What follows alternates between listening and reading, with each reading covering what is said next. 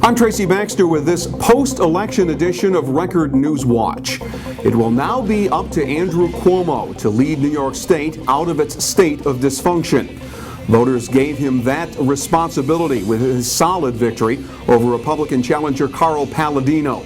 Cuomo says he'll now use the voter mandate to push for reforms that would lead to more jobs, cutting of the state's massive deficit, and an end to Albany corruption. In other statewide races, the Associated Press is reporting that Republican incumbent State Controller Thomas DiNapoli is the unofficial winner over Democrat Harry Wilson. Democrat Eric Schneiderman was the apparent winner in the race for State Attorney General, and the state's two incumbent U.S. Senators, Democrats Charles Schumer and Kirsten Gillibrand, both cruised to victory. Closer to home, there are two state assembly races that may not be officially called until the absentee ballots are counted. In the 96th district, Republican incumbent Nancy Calhoun was holding a 311-vote lead over her Democrat challenger Roxanne Donnery. Donnery was not ready to concede, with about 1,200 absentee ballots out there and a recanvass of the vote still to be done. And the margin is only 144 votes in the 100th Assembly District, where Democrat incumbent Frank Skartatos was holding onto the slim lead over Republican and former Assemblyman Thomas Kerwin. That result pending a recanvass and absentee vote count. Elsewhere, the results were more clear-cut.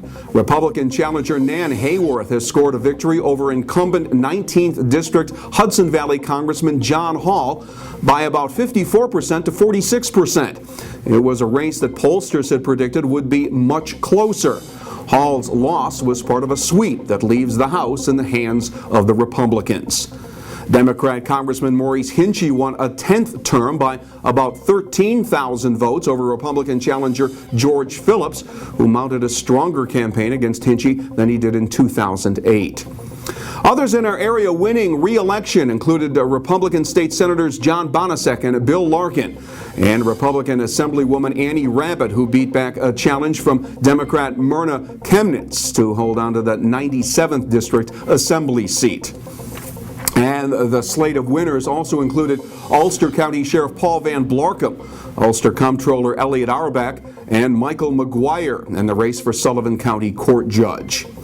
And the Sullivan County town of Neversink will keep its claim to fame as a dry town. By a margin of 157 votes, residents there have again defeated a proposition to allow the sale of alcoholic beverages. Looks like you'll need your raincoat and umbrella when you head out tomorrow. Thursday will be cloudy with periods of rain. The highs will get up around 50 degrees. A mix of sun and clouds in the forecast for Friday with a slight chance of showers. The highs again in the 45 to 50 degree range. Keep clicking here at the Record Online for all the post-election developments and for the latest breaking news. And find out all you need to know when you pick up tomorrow's edition of the Times-Herald Record. For Record Newswatch, I'm Tracy Baxter.